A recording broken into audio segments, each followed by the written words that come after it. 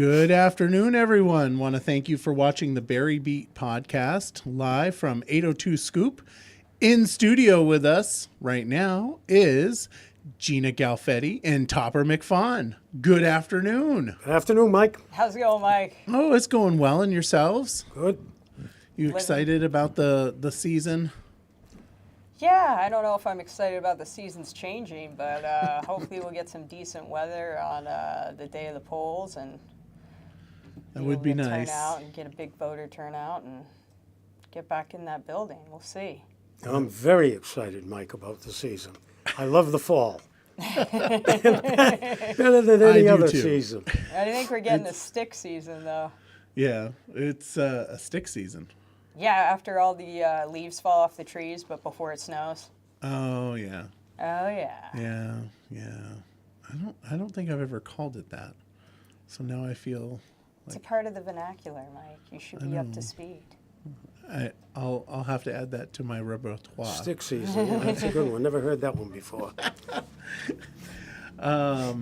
So, I wanted to have you guys come in, and what I'm going to do first is I'm going to give you an opportunity just to give a quick pitch. I'll also give you the opportunity before we close to do another pitch as well. But this is like an informal chit-chat back and forth. No, not a, I won't be mean or anything. That's just not who I am.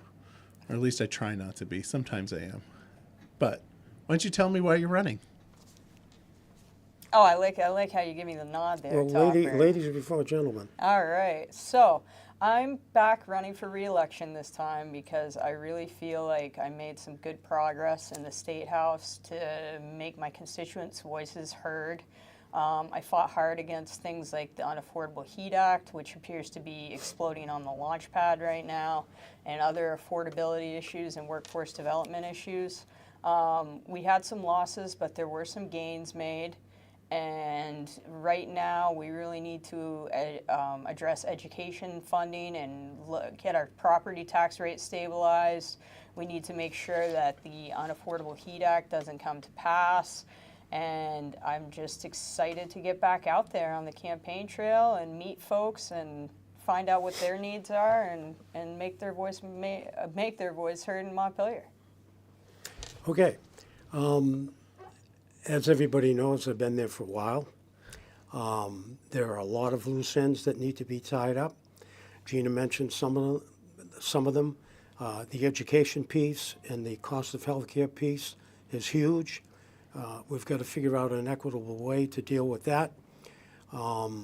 We have to make sure that when the kids come out of school, that they've actually learned something. Their test scores need to be up.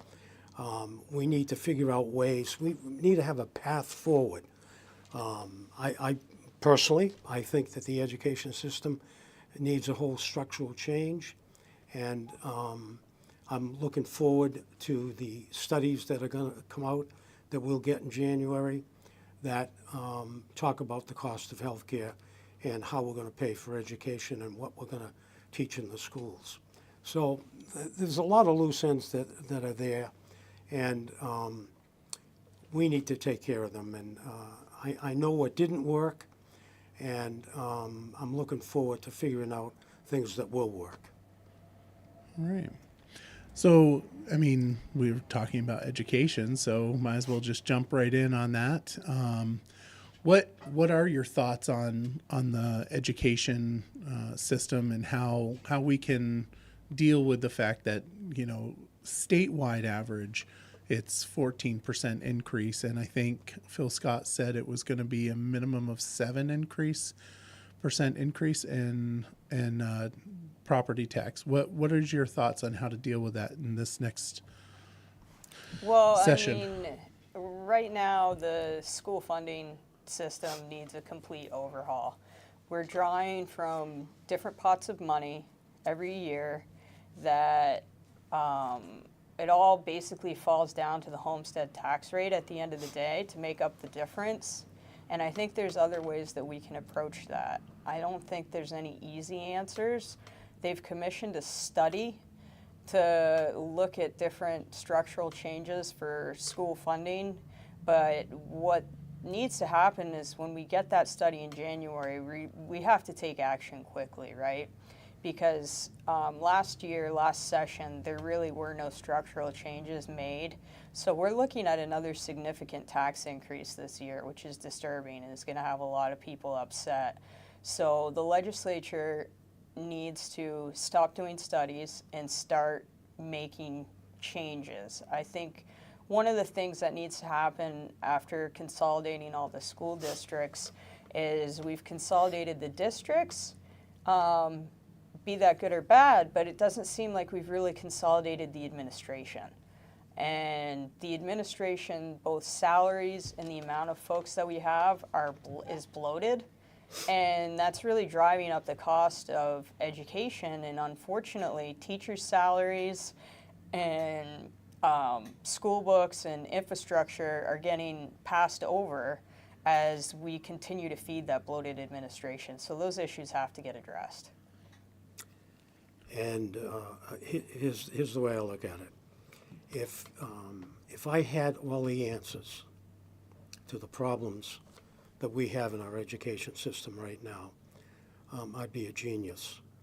I don't know, Michael, what the answer is, but what I do know is what we're doing now is not working. And we've got to take a real good look at the people that really delved into this over the summer and the fall, and take a look at what they've got.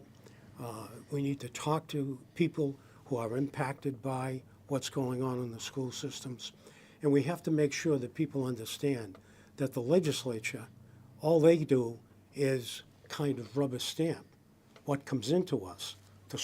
All the school systems make up their budget. That budget gets sent in, and then we have to figure out how to pay for it. And I think that, as Gina said, the structural change is needed. We've got to figure that out, and then we have to find a pathway forward to implement that. So I think you're going to see the legislature doing more of that this year than reacting to a budget that came in. And we have to figure out how to fund that system that's in place. So it's going to take a while. But we've tried several things. We try to piecemeal it, and that's not working. So I'm looking forward to a real in-depth discussion and conversation with the people on the Education Committee and reading all the material that's going to come in on this. So that's where I'm at on that. So I know that some candidates have talked about the funding structure and how money is collected. Something that I've heard recently is a discussion about pushing it from property taxes over to income taxes. I don't know what the viability of that is. My guess is, since it's coming from the candidates that I heard from, it's probably going to be something that's going to be on the docket next year, just because it's coming from one side of the aisle, and we know that there's a supermajority in the State House. So what is your thoughts on shifting from a property tax, and this is coming, I mean, it's just throwing it right at you with nothing. I'm so sorry. But it's something that I've heard recently that they're thinking about doing, which is shifting from a property tax model to an income tax model. Well, honestly, Mike, I don't think that that's going to be a viable solution, because when you look at how there's different pieces for the school funding, right? You've got liquor and lottery and things like that are feeding in one bubble. And then you've got the property homestead tax making up for it. And how are we going to change that to an income-based tax? Really doesn't make any sense, because it fluctuates, right? The homestead tax rate fluctuates all the time. So we're going to be constantly fluctuating the not the payroll tax, but the earnings tax. That's not going to work functionally.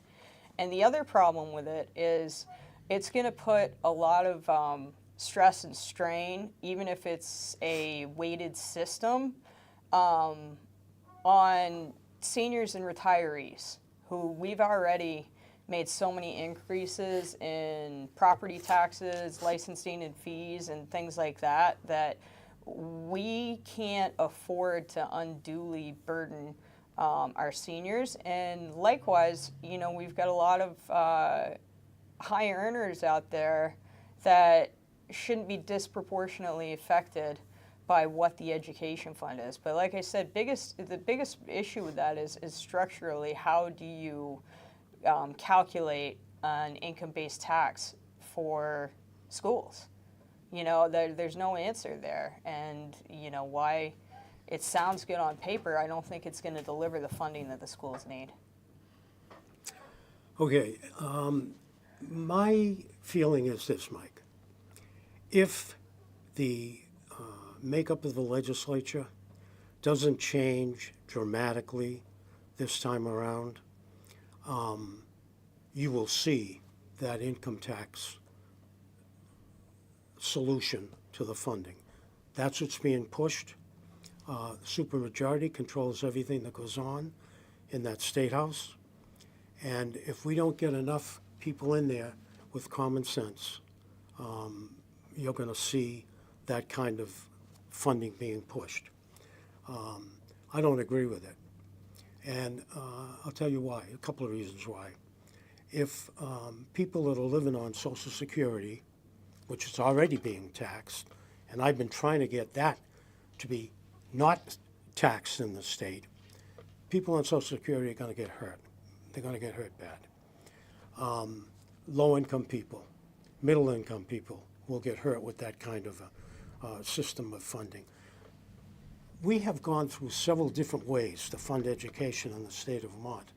None of them have worked yet. So for me, to try to sit here and tell you, answer that question, here's what I think. I can tell you what I think won't work, but I can't tell you yet what will work, because I'm waiting for that study to come in so I can review that. People who understand that education system better than I do are going to come in and make recommendations. We'll look at those recommendations, and then we'll go from there, try to find a path forward. I'm hoping to work with anybody that I can in that State House to get this done so that that funding system, however we fund it, is going to be equitable for everybody and not just a few. You know, you mentioned the study aspect of it too. I would bet my bottom dollar that if there is a push to switch it to an income-based tax, there will undoubtedly be no structural changes made, and another study will be commissioned. So we'll have another year, two, before we see any stabilization of the tax rate, and we just can't, Vermonters can't afford to wait for these solutions. We've got, I think, 27 studies of the system over time in the books. It's either 27 or 17, I'll have to check that. It's time to take some action, and there are some people that understand that system down there really well, and I think that we need to listen to those voices. I know that Senator Scott Beck has a very good understanding of how the education funding system works, and hopefully, even though we have the supermajority of Democrats and progressives, people will start listening to folks like Scott Beck and really take a look at some of the things that he's coming out with to make real changes in the education funding. And adding on to that, all those studies that she just talked about, they were all supposed to be reviewed to see how we got from A to B to C. Now we're going further. All of those studies are supposed to be reviewed, and part of the recommendations, if it's appropriate, will come from that review.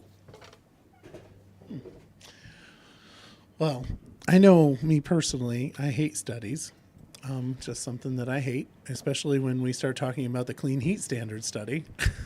Exploding on the launch pad.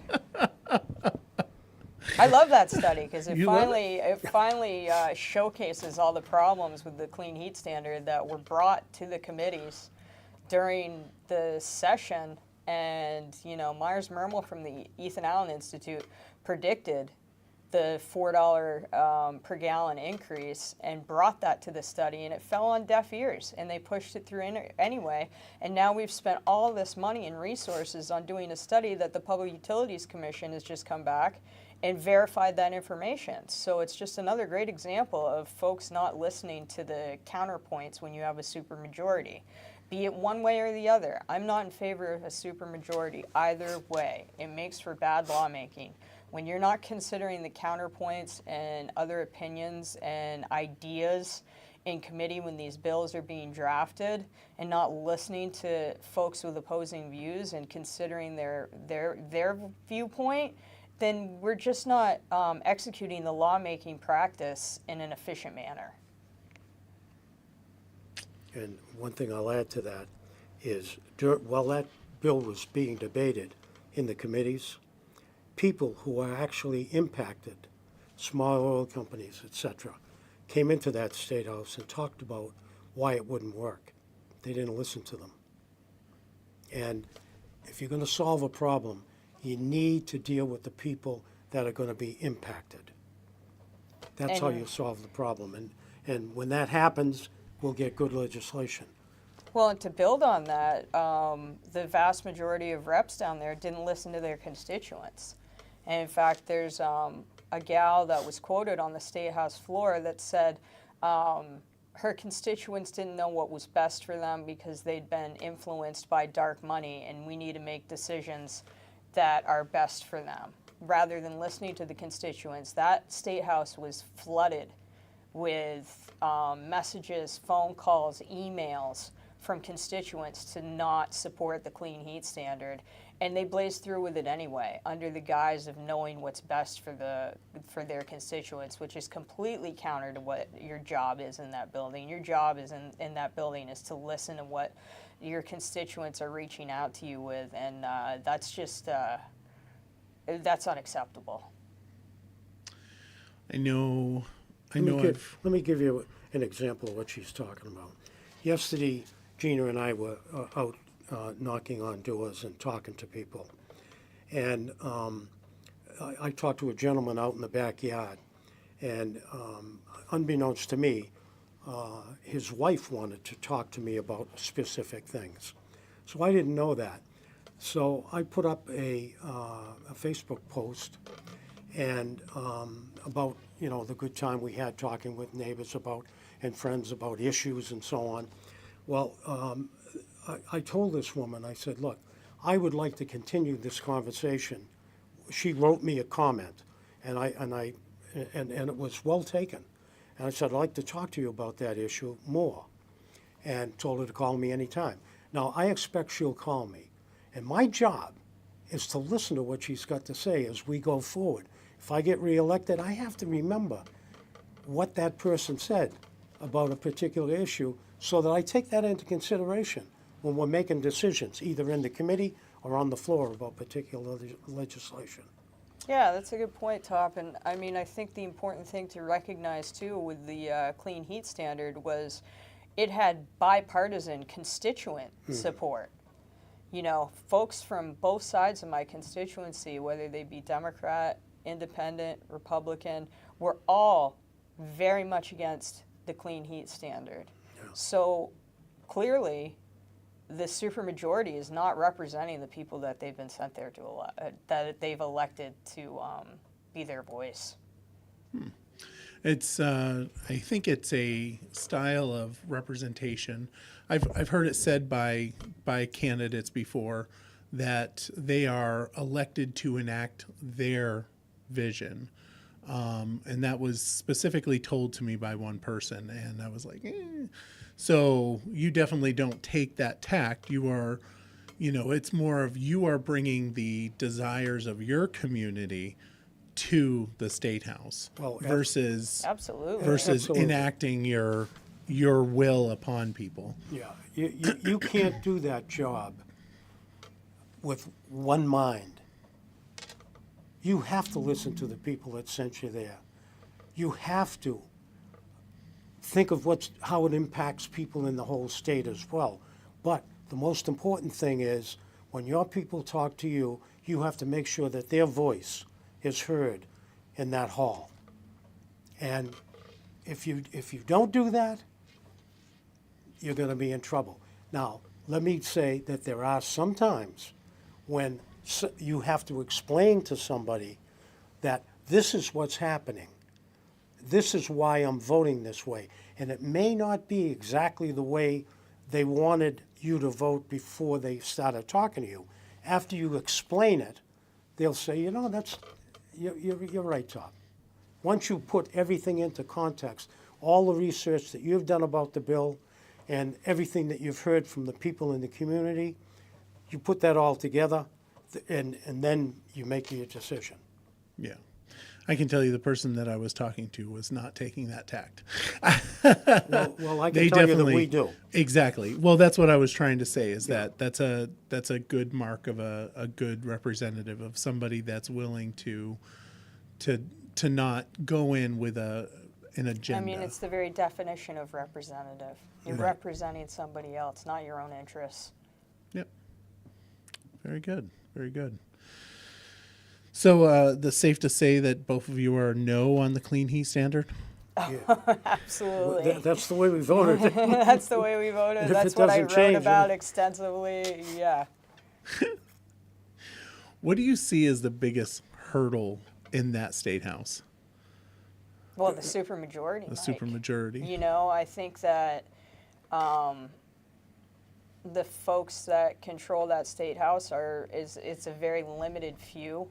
You know, we had that huge turnover in legislators last biennium, and you've got a lot of new faces in there, and I feel like they are succumbing to the pressure from leadership to follow a certain agenda, and they're not willing to deviate from that because they don't have experience as legislators, and they're not going down there with the mindset of being a representative. They're going down there with the mindset of supporting the party, and party agendas are not what's best for the people necessarily.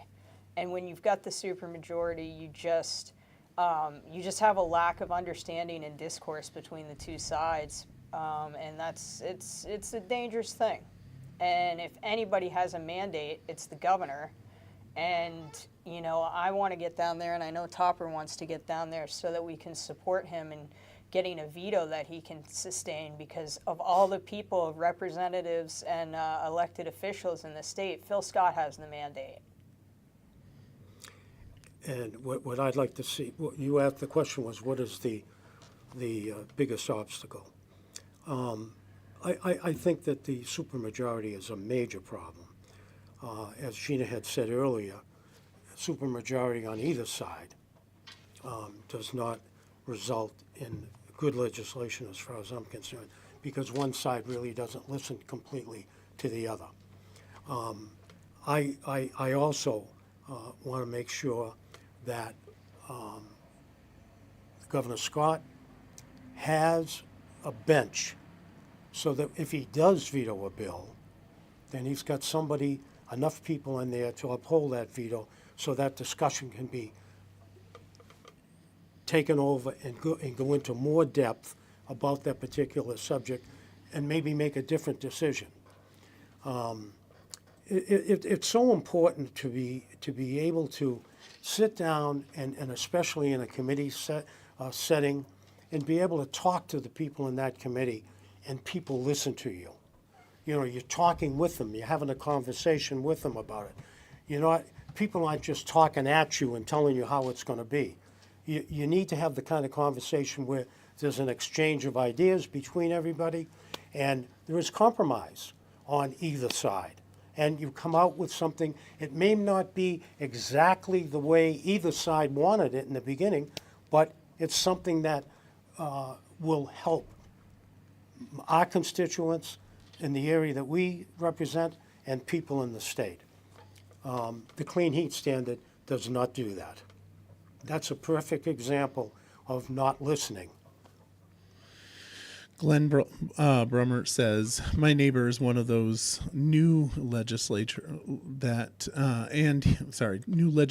and he doesn't listen to me at all, just keeps repeating the Dems who are elder Democrats. So, people are feeling the pain that you're talking about. People are not listening. Unfortunately, that's the case. Not with you guys, because you guys do it the right way. We hope. We work hard Do the at it. best we can.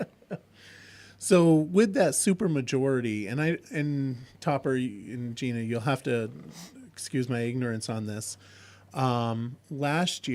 Earlier this year, Phil Scott appointed a education secretary, Zoe Zonders.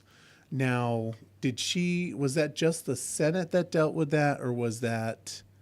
Yeah, the Senate It was deals the with Senate confirming appointments. confirmation. Yeah. See, my ignorance is okay. Well, never mind. I guess there's nothing to say about that because you guys didn't get a vote on that. Nope.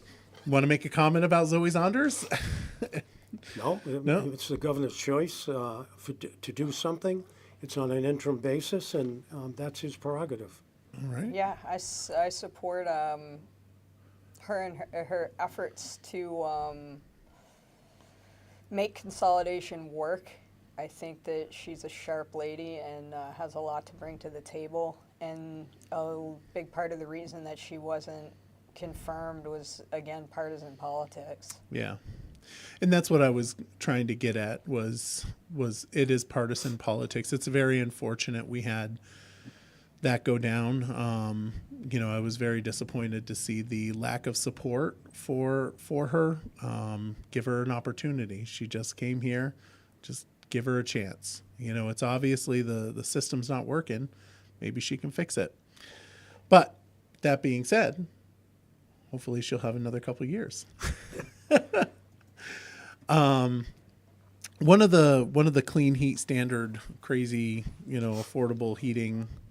Oh, wait a minute. The Unaffordable Heating Act, Unaffordable Heat Act. It's the Affordable Heat Act, but yeah, I like to call it the Unaffordable Heat Act. I'd like to think that I was the one who coined that right off, but we'll see.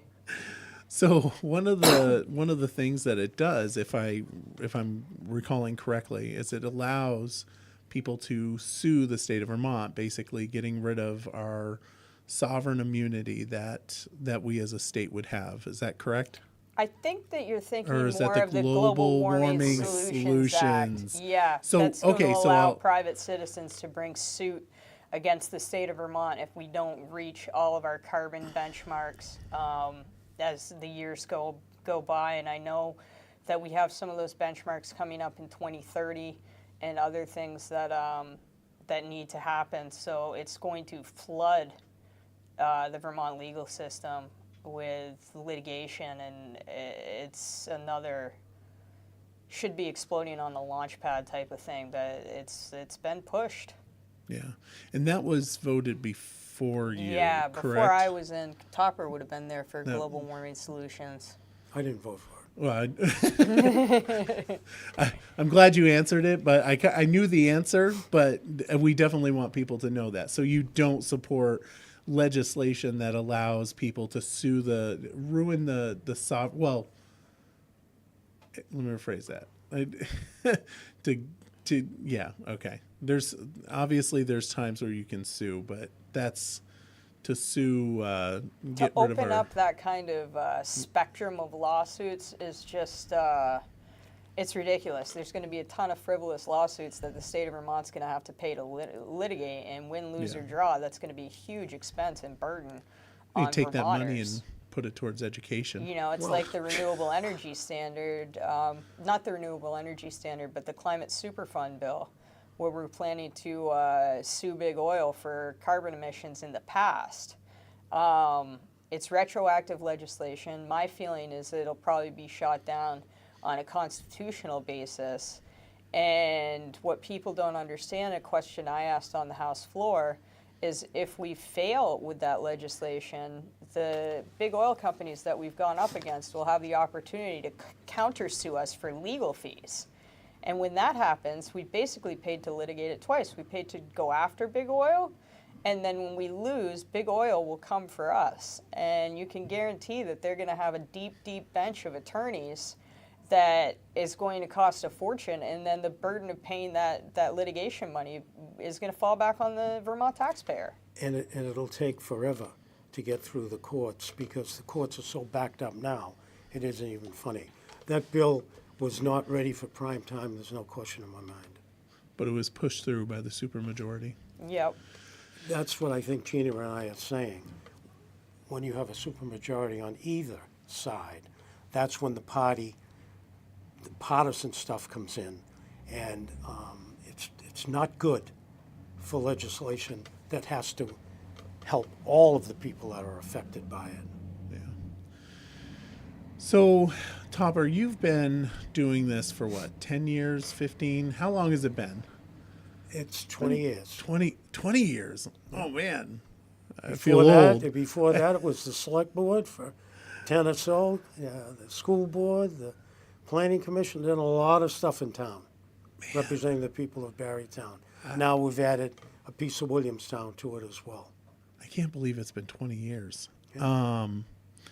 So obviously, I mean, this is a stupid question that you're going to be able to answer yes to and move forward. But in the 20 years, is this the worst that you've ever seen it?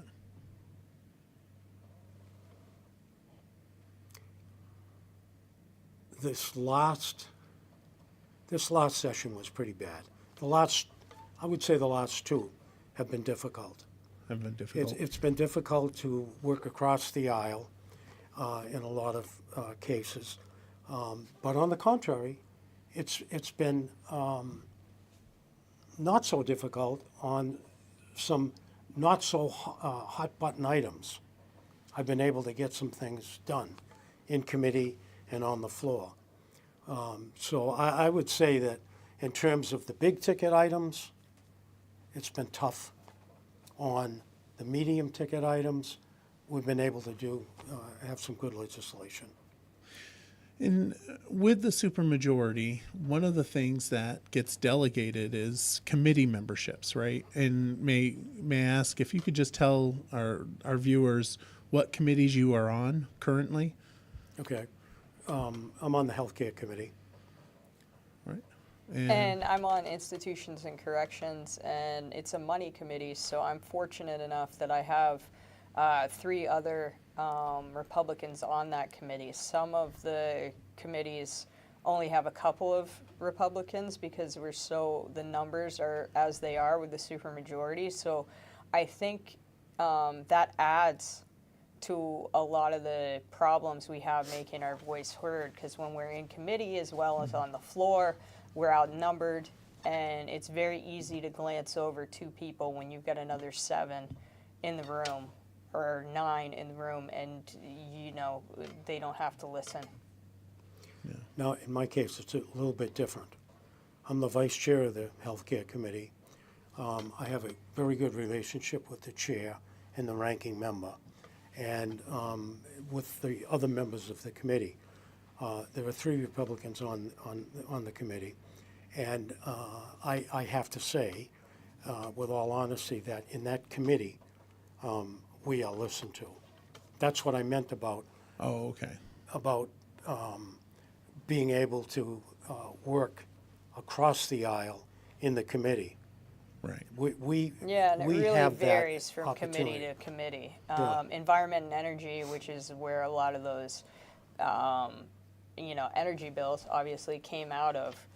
The opposing side is almost completely silenced in that committee. So, ergo, we have the type of legislation showing up on the floor that we do.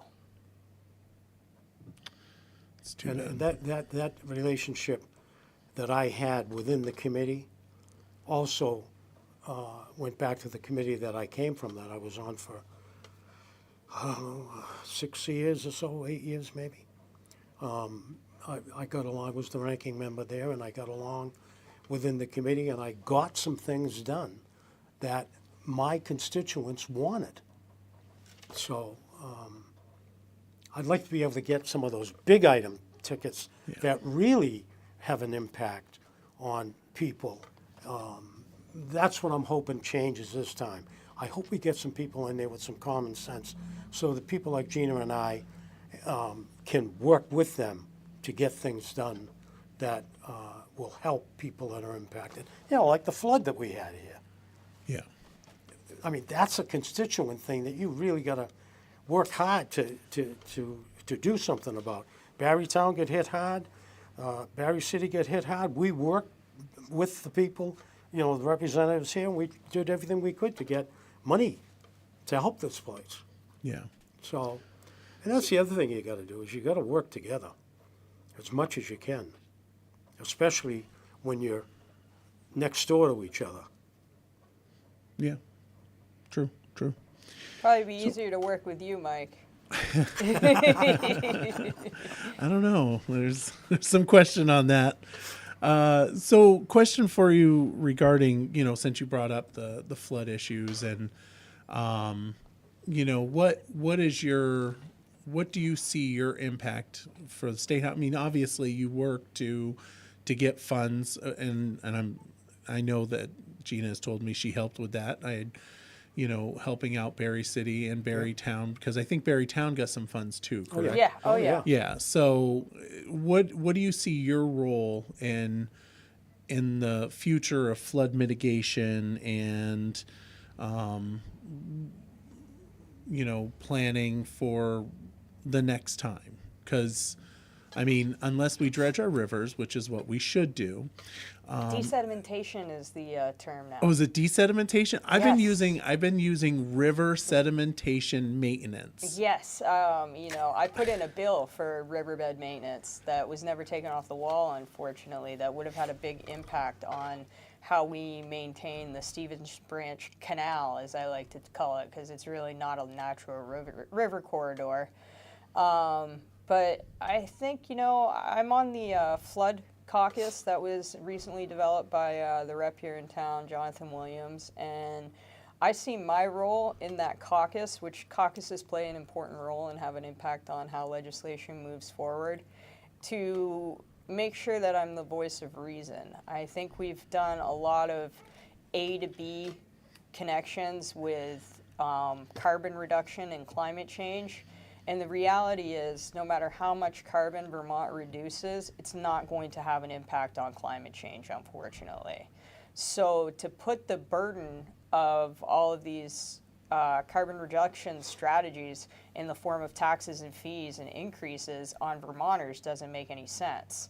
What does make sense is making sure that we're building more resilient communities, making sure we're taking care of our infrastructure, and advocating for things that are literally nuts and bolts, boots on the ground adjustments and changes that will have an impact on mitigating future flood events. Very nice. And I see my role, Mike, listening to the people that have already been affected by what has happened, listening to them and trying to bring their voice to those people on the committee that are going to be dealing with this head on when we go back in there. Well, Unfortunately, Mike, what happens in there is if the environmental committee is working on it, the healthcare committee is not working on it, it's working on something else. So what I have to do is rely, if Gina's on that caucus, then I have to rely on making sure that I'm talking to her, and I have to make sure I'm talking to people on the committee that's responsible for it, bringing that voice forward so that they understand what the impact of this is. Gina talked about resiliency. We've got to figure out a way to do that, because the next big storm that we have is you're going to see the same thing all over again, unless you do something, like she said, structurally changing what you're doing. Because what we're doing now is not working. right. Just for folks that are listening, do want to let you know if you got a question for Gina and Topper, please drop it in the chat. Also, I did put their Facebook pages there, so after the show, go to their Facebook pages, click like, share it with your friends in Barrytown so that everybody can see. And like I said, if you get a question, please post it in the chat. Regarding the the flood mitigation process, are you supportive of a regional watershed planning setup? It's hard to say because What does that mean? no, I'll explain it to you, Mike. No, I mean, what regional watershed planning process means? That's what I meant. Regional 'Cause water planning just means taking a higher overview picture of what's going on in, say, county-wise as opposed to city or town-wide. Some of those things are probably going to have to come into play. We've got the 3-acre stormwater rule, which is very contentious right now. The EPA is pushing on anything that's part of the Lake Champlain watershed to reduce the pollutants that are going into Lake Champlain, and they're enacting this 3-acre stormwater rule. And that's a situation where the state of Vermont's going to have to work with the federal government to find answers that don't put the burden of compliance on individual homeowners or HOAs or things like that. And that needs to be straightened out. As far as regional planning, I think, that each community tends to know what works for them, what's historically worked for them. You look at the city of Barre, and they're finally doing some desedimentation down by RK Miles under that bridge. I can tell you from experience growing up on Vine Street that riverbed was significantly deeper in the 80s and 90s, and you didn't see the flooding events that you see all the time there now. There's a system of tunnels and things that go underneath the city that draw water from the east side, I believe, down to the west side. Could have that backwards. No, I think I'm right. Yeah, because south this way, north. Yeah, east and west. For example, where Matheson School was down underneath City Hall, that tunnel was big enough for my grandfather to walk through when he was a kid. Now it's silted up within feet of the top. You can't expect, when you've diverted a river from going down basically where Main Street used to be, was the original path of the river, to sustain its diverted path if you don't fix the infrastructure that was put in place to move it. And, each community kind of knows what those sorts of things are that have happened. And that's why, I'm kind of an advocate for more localized control rather than a regional approach. But something like the 3-acre rule, that's something where a regional approach may be more effective. You touched on something, Gina, and I feel that it's important. We talk about, Topper, you've been doing this for 20 years. And then before that, you served your community in other ways. And Gina, you were just talking about the fact that you were down on Vine Street when you were a kid. And I remember the same thing, right? I rafted down the river. I played in that river. I've spent more time in that river than probably the majority of the people that are river, specialists because of the sheer amount of time. And that's something that both of you have is a significant amount of time in our community. Topper, how long have you lived in Barre? I moved from Montpelier in 1967, I believe it was. So you've lived in this community since 1967. 67 to 68. And I know Gina was born a little bit after that. Just a little bit. Just a little bit. 1980, right here, right up at the Berlin Hospital. Right. So it's a significant amount of time in the community, and for you to be able to take that history that you have with the community is pretty awesome to bring it to the legislature, which I think is probably more and more not as experienced with the community, but that's just my personal opinion, and I'll just leave it at that.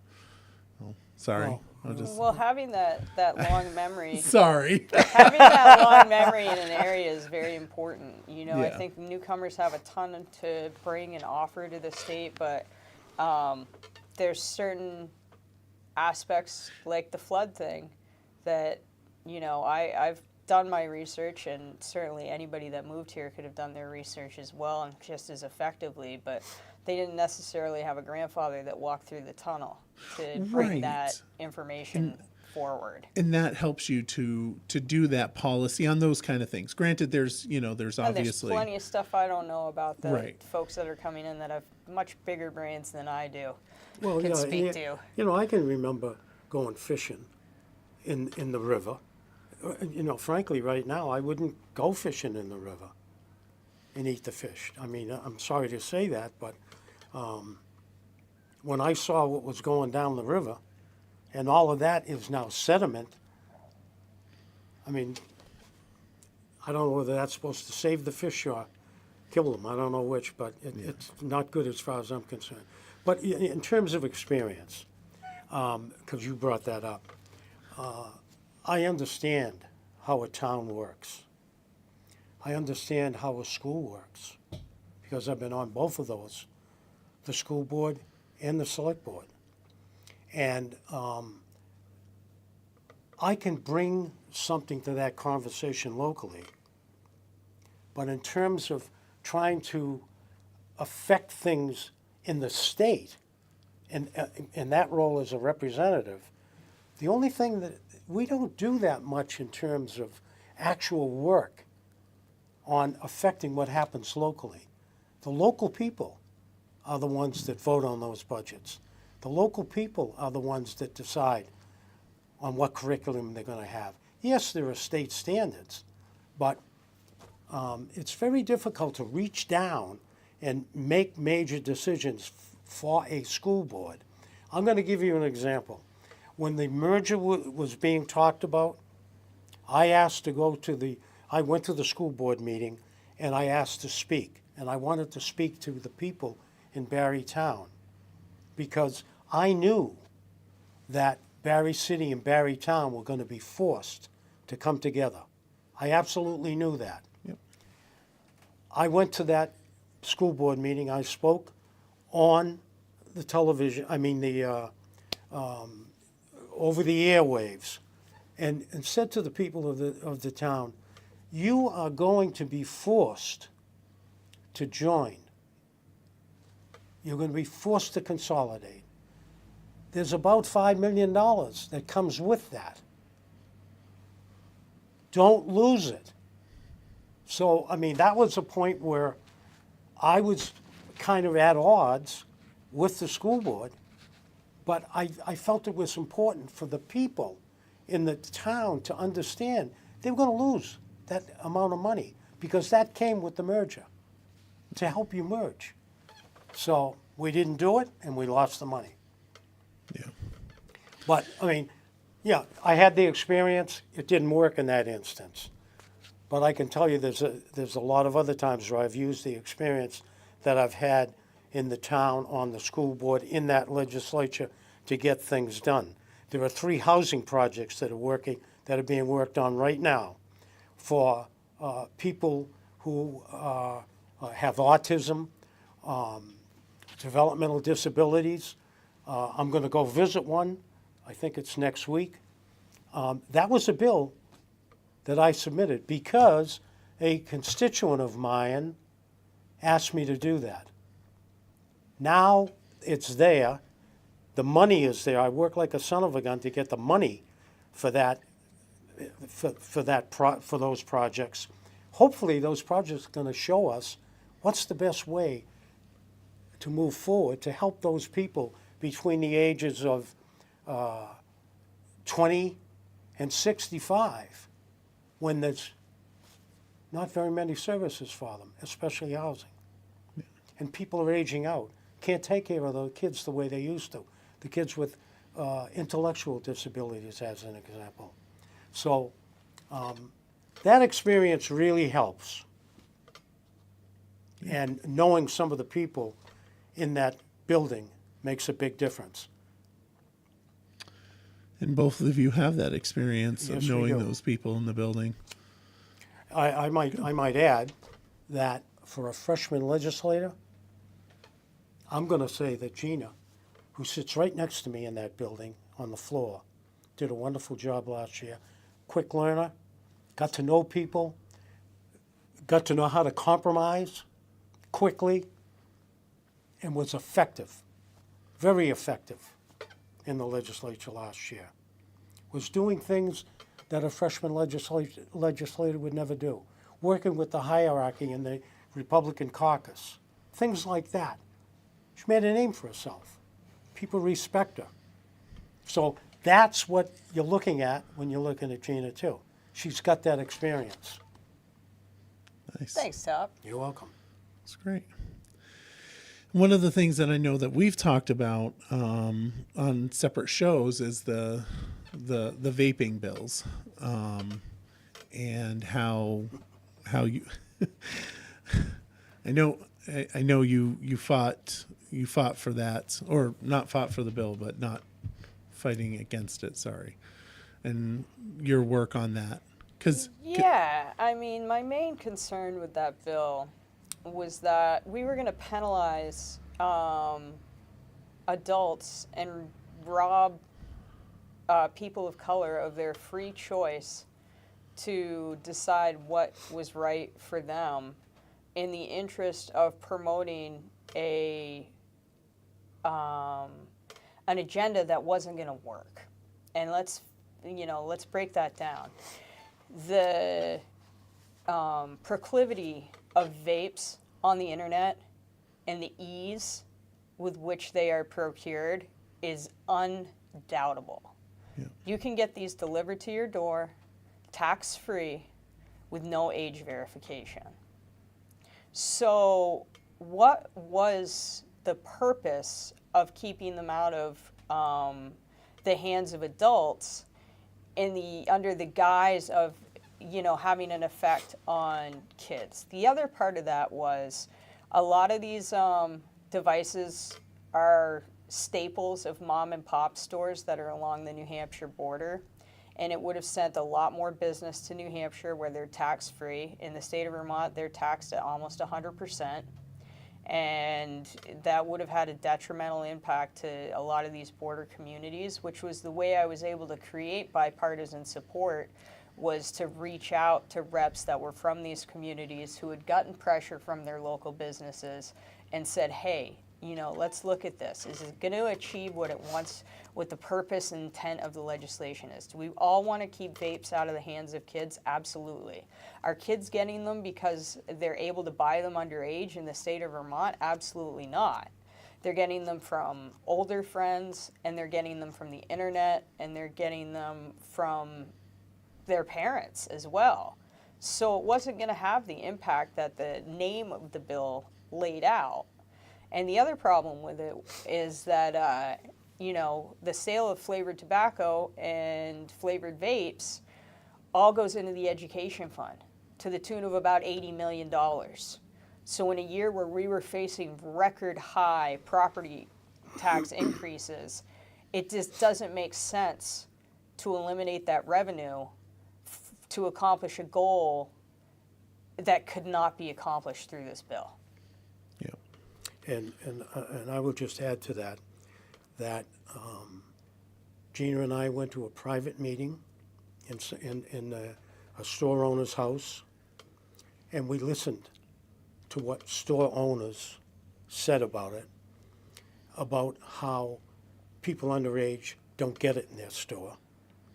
And so with all of the other things that she talked about, that's why we voted the way we did. We listened to people that were affected by it, and that's how we voted. Yep. All right. Well, we are 5 minutes of 1 hour, and I just want to give the two of you, is there something that I haven't talked about that you want to? Geez, Mike, I think you've pretty much run through the gambit of topics that are hot button issues right now. I think that one other victory that we were able to achieve in the State House last year is when the safe injection site bill came to the floor. It was another example of something hastily being put through.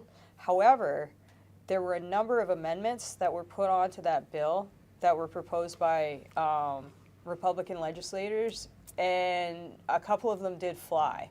The first one being an amendment to give local municipalities control over whether or not they wanted one in their area, and the second one requiring that the staff that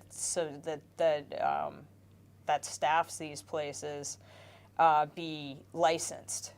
And those were two big pieces of that bill that were overlooked in committee, and cautionary words fell on deaf ears. But when it did get to the floor and the entire legislative body was able to consider it, there were some good amendments made, albeit I don't support that bill in any way, shape, or form. It is an example of us getting some things done and having some positive impacts on a bill as it goes through the process. Well, it sounds like you guys have done a lot with the very meager power that you guys have. Super in that state minority. House, which is pretty phenomenal. So it would be really awesome to see the two of you there with a majority. Well, I don't think that's going to happen. I know. You can I don't always think hope. that's going to happen. If we could just get a lot of people in there with common sense, it would make a big, big difference. People that aren't so polarized that they're on the far left or the far right. If we could get people here and talking with each other, we would be doing a much better job than what we're doing. Michael, we have so much to do in there. Look at the cost of health care as an example. That's something that people have been working on for years. We take one step, and then we take a step back because we do something else. Right now, the cost of health care is more than it was 10 years ago. So we've got to figure out a way forward for that so that it doesn't cost so much, and yet we receive the kind of health care we need. The Human Services Board, not the Human Services Board, but the Green Mountain Green Care Mountain Board. Care Board. They have a study that they have completed. I want to really look at that because I've been involved in healthcare since the healthcare committee first started, before I got moved to another committee and then back to that. That's a major, major problem for people. People are going bankrupt because they can't pay their healthcare bills. We have to do something about that. And I think we know enough about what's going on so that we can find a path forward. So that's something that's very important coming up. The housing crisis that we're in, we've got to deal with that. No question in my mind. And we're pumping all kinds of money in there. I want to take a look at what's going on with that money. How is it being spent? How many houses, how many units, apartment units have we produced for that money? Because I hear all the time from employers, we can't hire anybody because they can't find a place to live. So we have to deal with that. Gina talked about the opiate problem.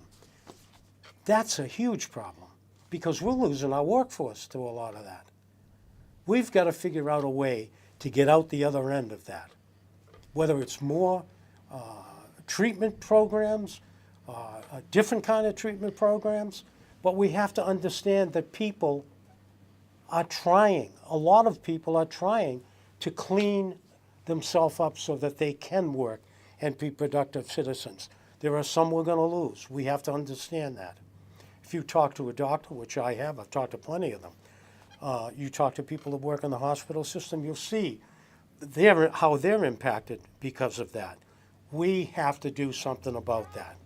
So there's a lot of things, Mike, that I've been involved with over the last 20 years, that some of them are finished, some of them aren't. They affect people in my district, and I want to go back there and deal with that and make sure whatever we do, it's affordable.